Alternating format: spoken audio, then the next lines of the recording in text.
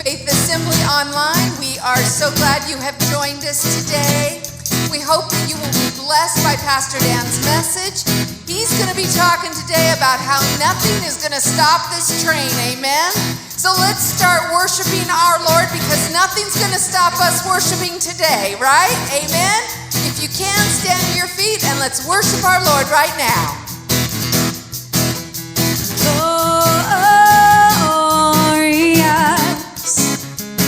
Shout it out and glorious. Make it loud and Jesus, we shout your name. Jesus, we make your praise glorious.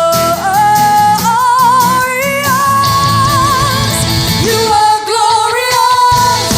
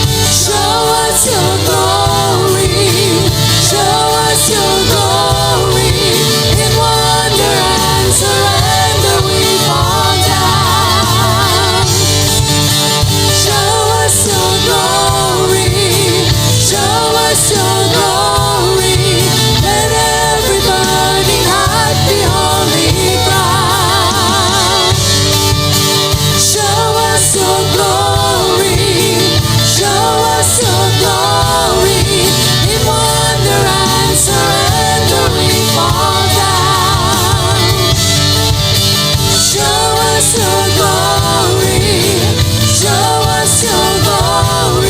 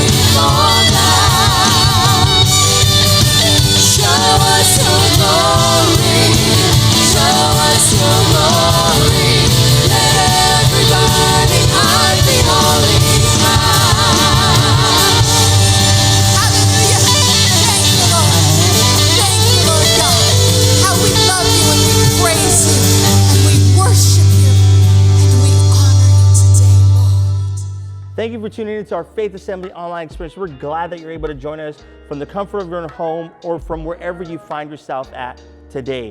I have a couple of announcements for you. And number one is our Zoom faith groups. They have been taking place throughout the week.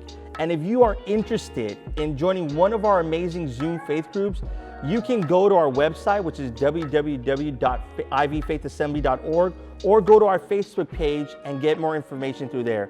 Secondly, we have our City Serve outreach, and we've been partnering up with City Serve, and we've been able to give a ton of stuff to a lot of our Imperial residents.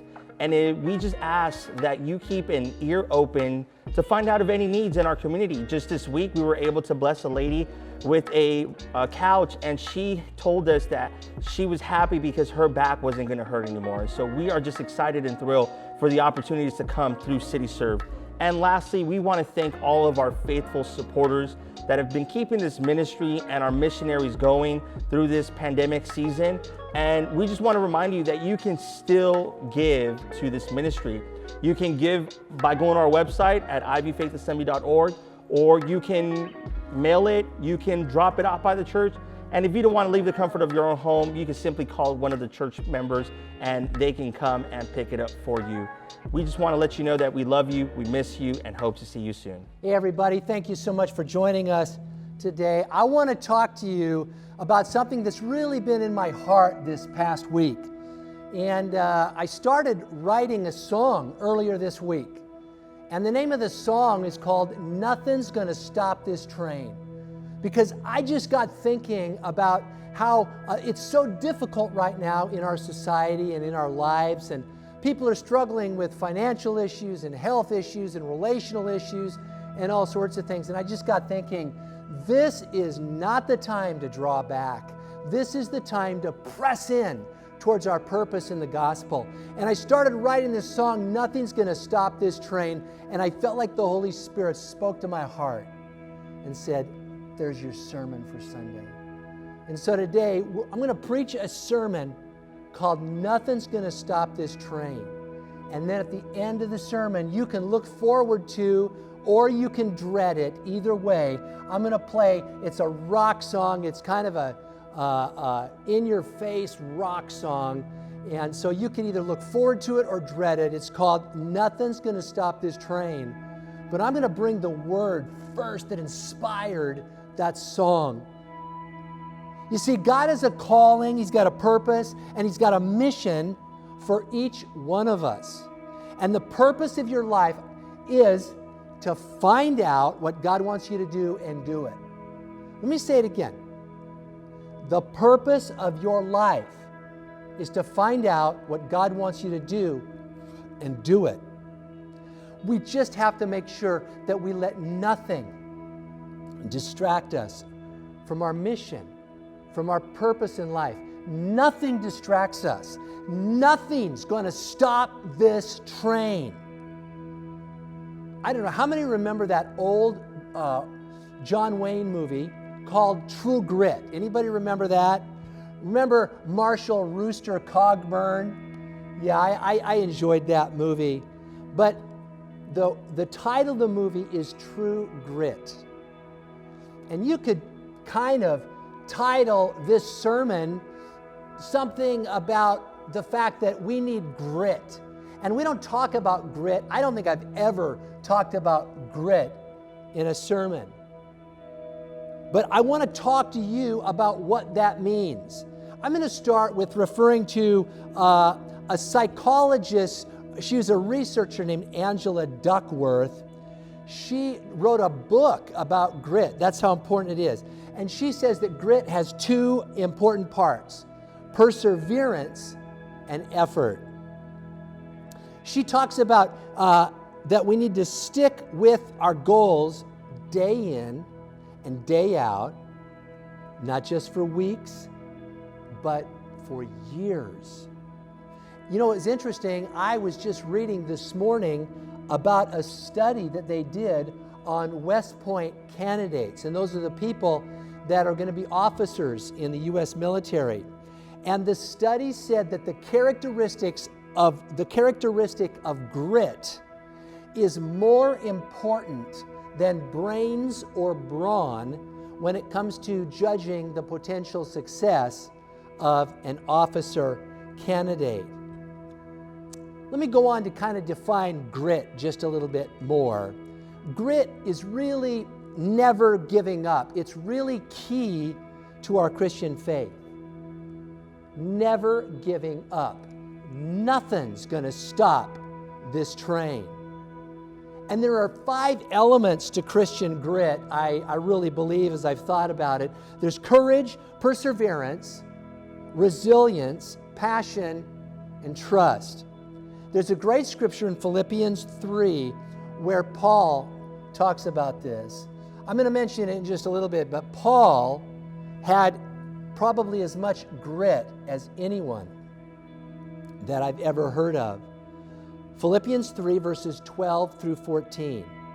Paul says, "Not that I have already obtained it or have already become perfect, but I press on in order that I may lay hold of that for which I was laid hold of by Christ Jesus. Brethren, I do not regard myself as having laid hold of it yet, but one thing I do, forgetting what lies behind and reaching forward to what lies ahead, I press on towards the goal for the prize of the upward call of God in Christ Jesus." Paul is talking about an aggressive pursuit of his goal, of pouring his life out to share the gospel with other people. But you know, one thing that I have to be careful of, because I'm a raw, put out your best effort, no excuse, no compromise, excellence kind of a guy. But I really believe that we have to find the balance between our good efforts and God's grace. Our good efforts are basically grit. We're never going to give up and we're going to stick to it. And God's grace. Paul really addresses this in 1 Corinthians 15, verse 10. Paul says, "By the grace of God, I am what I am. And his grace to me was not without effect. No, I worked harder than all of them, all the other apostles, yet not I, but the grace of God that is in me."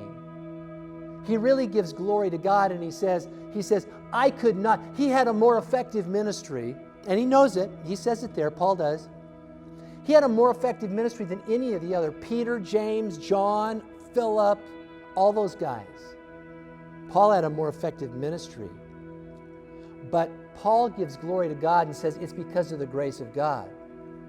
But along with the grace of God, he said, I did work harder than anybody else. So that's grit in his life. Right now, I want to talk to you about Christian grit. That's the power of the Holy Spirit working through us as we give our best effort. And I believe there are 5 characteristics of Christian grit. So let's look at these 5 quickly right now. The first one is courage. You know, a lot of times we think about courage as being physical bravery. We think about the courage of firemen that run into fires and soldiers that run to the battle. That's physical bravery. Taking on an intruder in your home takes courage. But I think even more often than that in our lives, it takes courage to obey what you believe is God's will. It takes courage to step out in faith and obey the Bible when people around you are not obeying the Bible. It takes courage to stand up for your beliefs. It takes courage to forgive other people. It takes courage to stay the course when you know that it's right and everyone around you is quitting and people around you are saying, just give up, just quit. It takes courage. There's a lot of courageous people in the Bible. For instance, Abraham, there weren't a lot of people serving God back in Abraham's day. But he had been called on by God, and the Lord had spoken to him, and he had developed a relationship with what the world called the unknown God. And it was pretty difficult for him to follow an unknown God when nobody else was doing that. It took courage. How about Esther? When she went before the king to try to petition and save the Jewish people.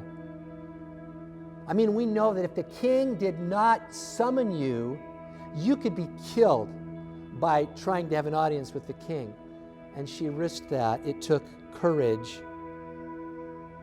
Of course, Jesus going to the cross took a tremendous amount of courage. He knew what was ahead of him. And not only the physical suffering, but he knew that he was going to be separated from God, his Father, for the first time in eternity. And he still went. How about this act of courage? The disciples, were mending their nets and working by the water, and Jesus comes by and says, "Hey, I'll make you fishers of men. Come follow me." And they literally dropped their career and their jobs, and they followed Jesus. That took courage. It takes courage to be a Christian. Are you courageous? Is courage a part of your character? Do you struggle to serve God because of the fear of maybe what other people might think? Deuteronomy 31:6, God tells his people what he's telling us today. Be strong and courageous. Do not be afraid or terrified because of them, the enemies. For the Lord your God goes with you. He will never leave you nor forsake you. I just pray that you would consider how much courage is in your life, and perhaps you'd considering allowing the Lord to develop more courage to stand up for what you believe. In my faith group last night, we meet on Tuesday nights. By the way, if you'd ever like to be a part of my small group Bible study, just message me on Facebook or text me or call the church, and we'll give you the access code to the faith group. It meets Tuesday nights at 7. We'd love to have you join us. But one of the people in my group was talking about how difficult it was. She was saying she works in public education, and there's a tremendous amount of opposition against her because she's a Christian. And she is finding a way to continue to stay strong, and many times she wants to just kind of back down and not take so many stands for Christ because it's so hard, but she just continues trying to lovingly do what's right. Somebody else in the group, after she shared that, said to her last night, he said, "I'm really impressed that it's clear that everyone at your job knows that you're a Christian." And that's pretty cool. Let me ask you this. Do you have the courage that she has? Does everybody at your job know that you're a Christian? Courage. The second thing that's part of Christian grit is perseverance. Perseverance, I think, is really synonymous with pain, because if you don't have pain, you don't need perseverance. Because you don't need to persevere when you're going through something wonderful. You don't need to persevere when you're eating an ice cream sundae. When you're having the time of your life at Disneyland or on a wonderful date with the one you love, you don't have to persevere. Perseverance involves pain. The apostles are all really great examples of that. I think the best example, again, of perseverance is Paul. I'm amazed. When I look at 2 Corinthians 11, he endured, I don't have it written right here, but he was, he spent a day and a night in the ocean, in shipwrecks, and he was beaten with rods, and he was left stoned to death. People thought that he was dead from all the rocks that had been thrown at him, and he had received 39 lashes on several occasions and over, and yet each time those things happened, he healed up and he just got up and he kept preaching the gospel. You know, to be honest with you, I want to have that kind of perseverance. Have you ever just felt like, I don't think I can go on? I don't know if it'll surprise you or not, but I've been there many times in my life where I've wondered, can I go on? But you find a place to allow the strength of the Lord to just push you forward, to persevere. Those people who have grit, who have perseverance, they view struggle as a pathway to victory and blessing. Perseverance is just that steadily pushing towards a goal no matter what. You just keep going. Nothing's going to stop this train. Perseverance builds character and godliness. As you know, I brag about the fact that I'm a runner and I exercise in the mornings every chance I get, because the way I figure it is, if I'm going to run and if I'm going to exercise and if I'm going to do push-ups and all that stuff, I'm going to most certainly brag about it and get credit for it. That's just me, but I'm going to go ahead and let everybody know that I do that. But I'll be honest with you, I don't know how many times when I'm out running, and it usually hits in the first quarter of a mile when I start jogging, I think, oh, this is so hard. I think maybe today I'll just quit running and I'll just walk today. Yeah, that's what I'll do. So often I just have this desire to quit. But something inside of me says, no, don't quit and don't compromise. This is good for your health. Someday you're gonna be good looking. I always have that dream. My dream is that someday I'm gonna be good looking. And so I keep running in hopes that someday that's gonna happen. If that ever happens, would you let me know? If you would say, Pastor Dan, I think after all these years, you're finally good looking. I'm gonna be waiting. So I'll wait by my phone. You call me if you want and just tell me, I think you're finally there. But it does seriously take perseverance to continue your exercise, to continue trying to eat right, to continue trying to live a godly life, continue to do the right thing. How about this one? So many people around us are doing the wrong thing. Sometimes Cindy and I, we talk to each other and we just get frustrated. It's like, why do we always have to say the right thing? Why do we always have to feel like we have to be the bigger person and forgive? And do you ever feel that way? I know that doesn't sound very spiritual. But sometimes that goes on behind the scenes, but then when it's time to make a decision, it's like, no, I want to persevere in the things of God, in God's way. I'm going to keep going no matter what. Because we know people that persevere, that perseverance builds character and godliness. You see, we all think about quitting, but perseverance won't let you quit. And that Holy Spirit inside of you says, no, just keep going. We're going to do this thing. Perseverance is moving forward despite obstacles and pain and opposition and even anxiety. James 1 verse 12 says, blessed is the man who perseveres under trial, for once he has been approved, he will receive the crown of life which the Lord has promised to those who love him. We persevere. We keep going because we know that not only is God going to bless us now in this life, but God will bless you in the life to come with the crown of life. One of the great examples, and there's really dozens and dozens, maybe even hundreds in the Bible, but I found this one recently. In Acts 5, Peter and the other disciples were actually jailed for preaching the gospel.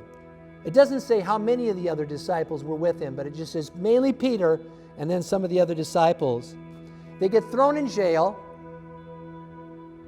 An angel comes, lets them out in the middle of the night. You know the story in Acts 5. And then where do they go when they go out of jail? They run out of town and they leave town and they say, oh my goodness, we'll never come back to that town again and preach the gospel because we'll get arrested. They didn't do that. They went straight out to the public and they started preaching the gospel. And in Acts chapter 5, verse 25, it says this, then someone came and said, look, the men that you guys put in jail are standing in the temple courts and they're teaching. That's perseverance. Christian grit is about courage. It's about perseverance. The third of 5 that it's about is resilience.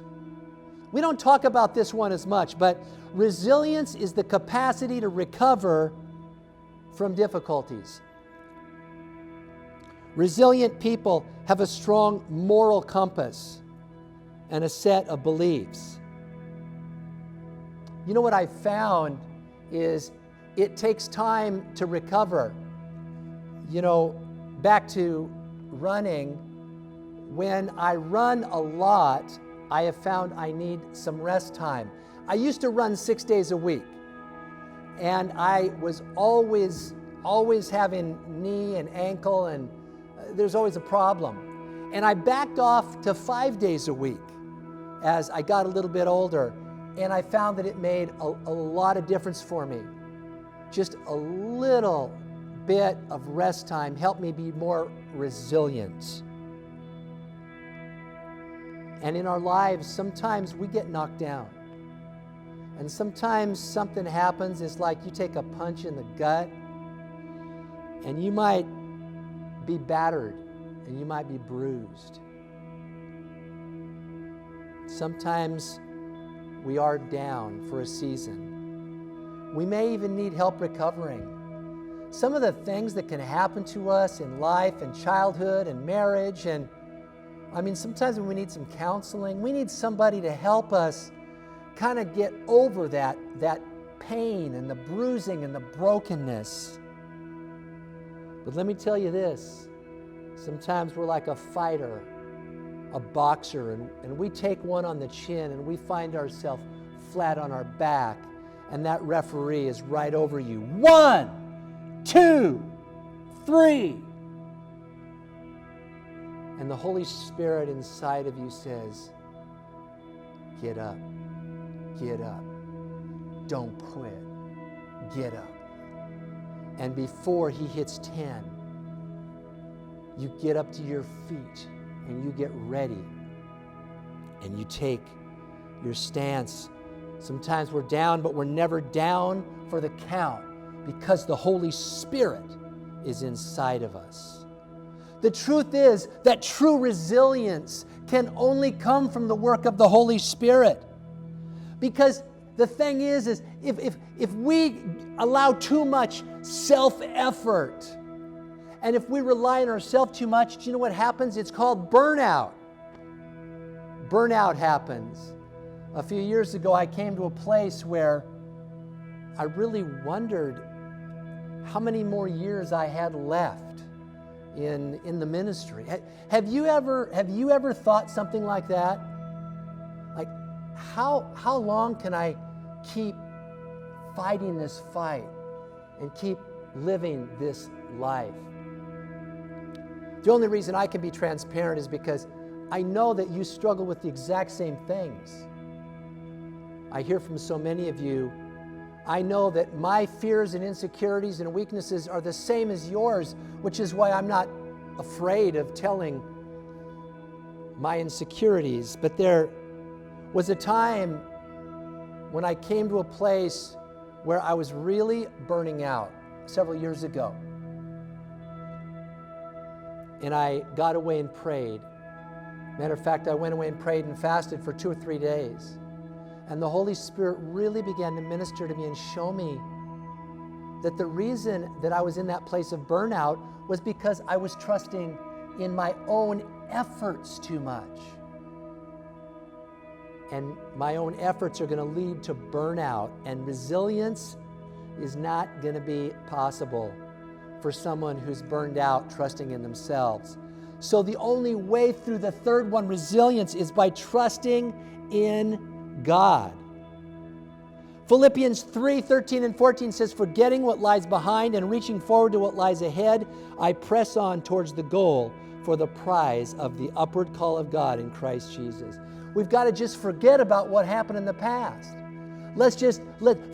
A big part of resilience is forgiveness. If you can't forgive people who've wounded you, you are never moving forward. For your own sake, you've got to forgive. It's part of your own healing. Forgetting what lies behind. Keep that grit, that reaching forward, that goal. What has God called you to? Nothing's going to stop this train. The fourth element of grit is passion.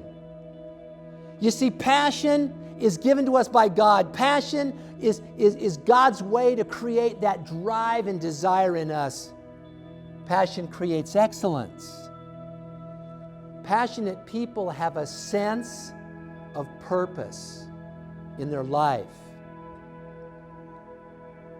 Passionate people are often selfless. They have clear values and steadfast beliefs. They know where they're going. They know what they're trying to accomplish. And they're passionate about that. They're driven. And they won't let anything stop them. They're like Paul. They're like Peter, who got arrested, thrown in jail, gets out of jail, and goes right back out and preaches the gospel. They're like Paul, who gets dragged out of the city, and they throw huge stones at him until they think he's dead. And he gets up after they leave, and he walks back into the city, and he continues his mission. That's passion. In Colossians 3:23 and 24, it says, whatever you do, work at it with all your heart, as working for the Lord, not for human masters, since you know that you will receive an inheritance from the Lord as a reward. It is the Lord Christ you are serving. Whatever you do, do it for the Lord. That's where your passion comes from. I'm serving God. In whatever your work is, whatever your calling in your life is, whether it's a secular job or a ministry position or a calling to be a mother or a father or a friend. There are lots of callings. I tell you, when we do these things unto the Lord, we don't let the ups and downs break us and affect us so much because we're passionate for the end goal. Let your godly callings, your godly passions drive you. And here is the last one today. The 5 parts of grit for Christians, that stick-to-itness, is courage, perseverance, resilience, passion. And the last one is really the most important one. It's trust. Because I can stand here all day long and say, we need to be courageous and we've got to persevere and be resilient and have passion. But Zechariah 4:6 says this, God says, not by might nor by power, but by my Spirit, says the Lord. You see, we can't be courageous without the Spirit of God. We cannot persevere without the Spirit of God.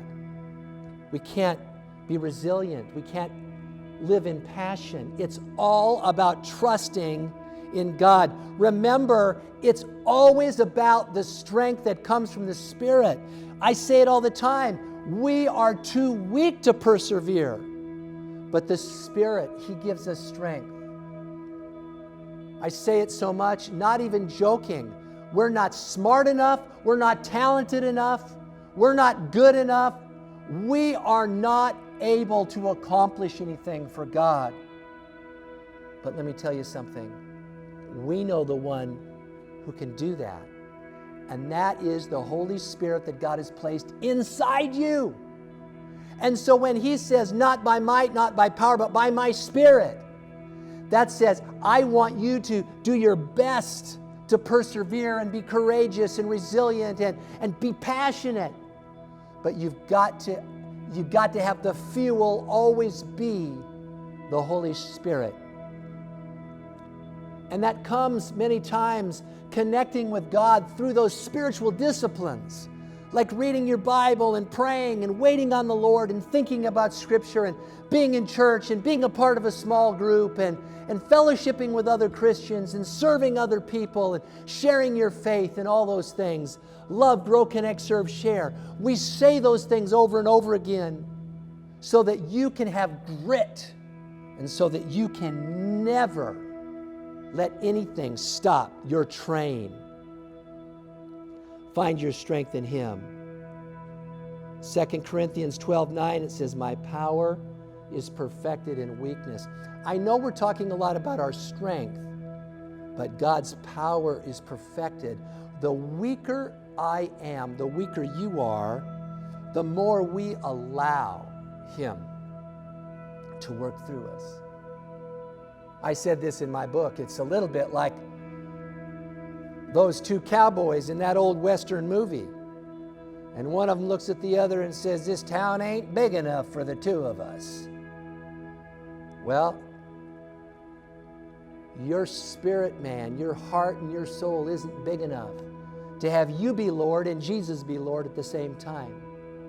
So you need to just kind of put your gun back in your holster and back away and let Jesus be Lord and put your trust in Him so that you can have true Christian grit, courage, perseverance, resilience, passion, and trust. Nothing's going to stop this train. I tell you, when this calamity of this virus started, we're looking at each other and we're trying to figure out, as a staff and as a church, how do we make this thing happen? We have a calling of God that we're supposed to be making disciples as a church. And yet, how can we make disciples if nobody ever can even come to the church? And we talked a lot about it, and I prayed a lot about it, and then it hit me. Hey, nothing can stop this train. Whether we have people meet here in services or not, we are still going to be making disciples of the nations. Loving God and loving one another. That doesn't change. God didn't say that's all suspended now because of the coronavirus. And so we used to be experts at like putting on large group events and services and Bible studies. We used to be like an automobile manufacturing plant, and now in the last month, we've had to switch over to make furniture in that same plant. We've had to learn how to make videos and learn about computers and do a lot of ministry online and on phones and through the mail and email and things like that. And I just want to let you know that Faith Assembly has not let anything stop this train of the gospel. We have gotten diligent in our video recording of worship and sermons, just like you're seeing now, and from other ministries in our church. Did you know that we have at least 32 small groups that are meeting regularly on Zoom? I mean, we're still having people connecting with each other. We are not letting anything stop this train. We've had our kids ministry and our youth ministry do drive-bys and drop-offs where they've dropped off pizza and blessings for graduating seniors and 8th graders and blessings of Easter baskets and coloring projects for kids and things that Pastor Lorraine and Pastor Jimmy has been doing to keep in touch with your kids. We've been doing Faith Assembly City Serve Ministry, and we have had, if you've heard, we've had 3 semi-truck loads in the past 2 months. And we have gone through so much of that. We're giving furniture and various things to people in need. And you can see the pictures that are going behind me right now of people that have received recliners and beds and tables and all sorts of items for their home. And they're finding that God loves them.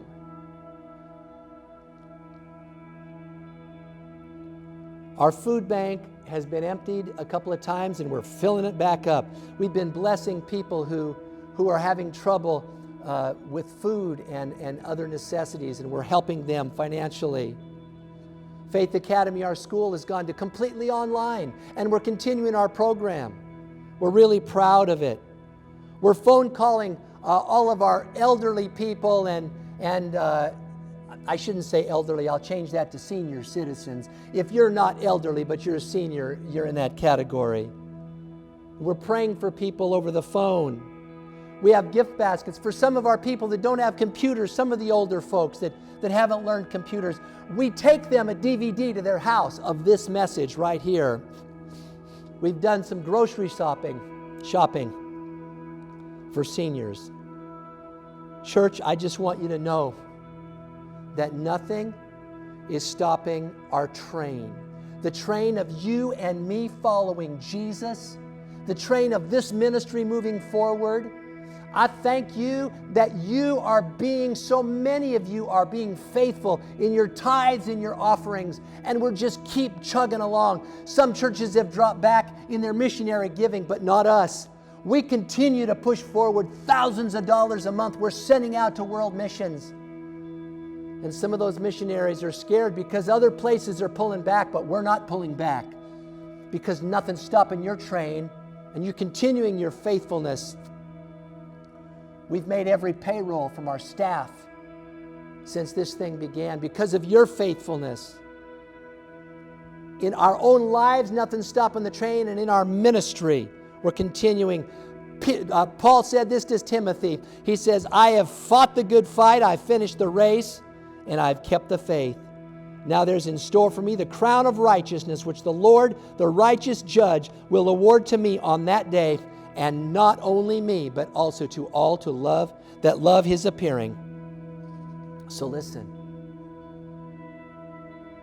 whether you're up or down, or good or bad, or happy or sad, or easy or hard, or you're in peace or pain, by his Spirit, by his strength, nothing is going to stop this train.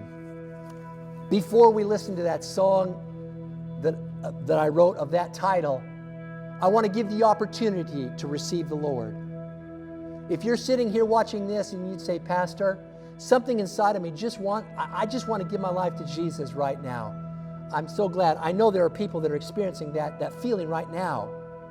Would you bow your head with me right now and pray this prayer after me? Repeat after me this prayer and invite Jesus to be the leader of your life, and he'll give you this Christian grit. Let's pray it together. Dear Heavenly Father, please forgive me for my sins. I'm sorry that I've not lived for you, but that change is starting today. I want to make Jesus the Lord of my life, and I believe that God raised him from the dead. So Lord, I give you my life, and I will never take it back. In Jesus' name, amen. If you prayed that prayer with me, would you just, at the bottom of, you can either email of us at ivfaithassembly.org and just say, I prayed with Pastor this day. Receive the Lord, and we'll kind of get you plugged in with some other folks that can help you grow in your faith. Or if you just write a comment on the service, if you're on Facebook or Instagram, and just write a comment down at the bottom and say, I prayed to receive the Lord, and we'll reach out to you. I'm so happy about that. Thank you for joining us. I pray that you would find a new sense of grit, of courage and perseverance and resilience, of passion and trust in God in this difficult time and that you would let nothing stop your train. God bless you, and we'll see you next week.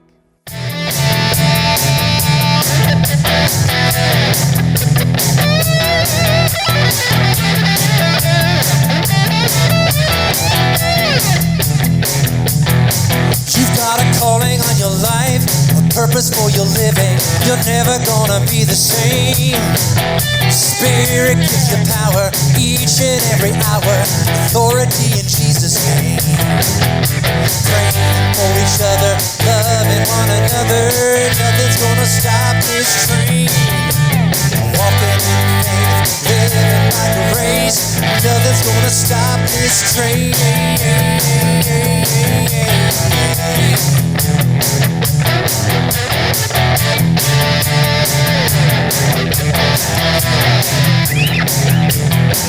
Jesus boldly sends us out to a world that is so broken, fighting hopelessness and empty despair. Well, it's a new kind of legacy, forgiving all our enemies. Love, broken, excerpt, share. Living in the spirit so the devil won't come near it. Nothing's gonna stop this train. We won't be running in fear, cause Jesus isn't near. Nothing's gonna stop this train.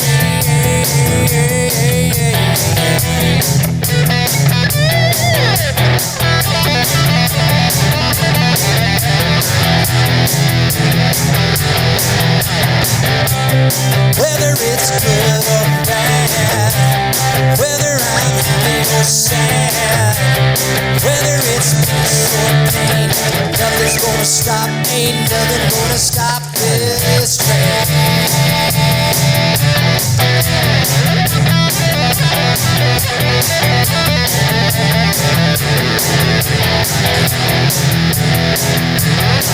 You've got a calling on your life, a purpose for your living. You're never gonna be the same.